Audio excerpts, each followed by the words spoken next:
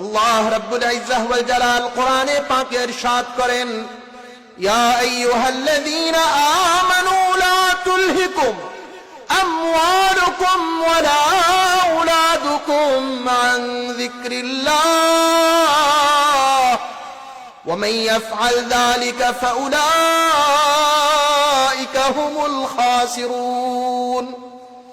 আল্লাহ রাব্বুল ইজ্জাহ ওয়াল জালাল ইরশাদ করেন, ও হে আমার ঈমানদার বান্দারা শোনো, ও আমার ঈমানদার বান্দারা শোনো শোনো, লা তুলহিকুম আমওয়ালুকুম ওয়ালা আওলাদুকুম, তোমাদের দুনিয়ার ধন সম্পদ, তোমাদের সন্তান সন্ততি যেন আমি আল্লাহ থেকে তোমাদেরকে ভুলায় না দেয়।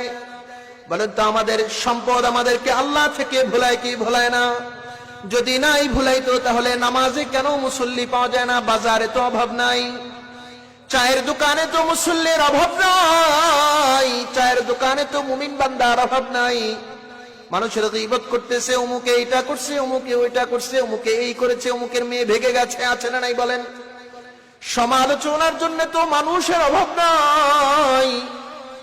ধন সম্পদ আছে, বাস গর্বের সাথে ফখরের সাথে অহংকারের সাথে ঘুরতেছে, খাচ্ছে, ঘুরতেছে, খাচ্ছে। নামাজের কোনো খবর নাই, ইবাদতের কোনো খবর নাই, কোনো কিছু নাই। আল্লাহ তাআলা বলেন, বান্দারে তোর সম্পদ তুই নিজে কামাইছিস এমনটা নয়, বরং আমি আল্লাহ তোকে এই সম্পদ দিলাম। লা তুলহিকুম আমওয়ালুকুম, এই সম্পদ যেন আমি আল্লাহ থেকে তোকে ভুলায় না দেয়। ওয়ালা আওলাদুকুম, সন্তান আপনার 5টা ছেলে, 5 ছেলেই ভালো ভালো পজিশনে আছে।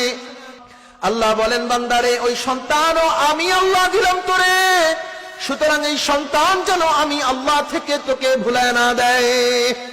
সন্তান যেন আমি আল্লাহ থেকে তোমাকে ভুলিয়ে না দেয়। বান্দা আন যিকরিল্লাহ, আমি আল্লাহর জিকির থেকে, আমার ইবাদত থেকে, আমার গোলামি থেকে যেন তোমার সন্তান, তোমার সম্পদ তোমাকে ভুলিয়ে না রাখে।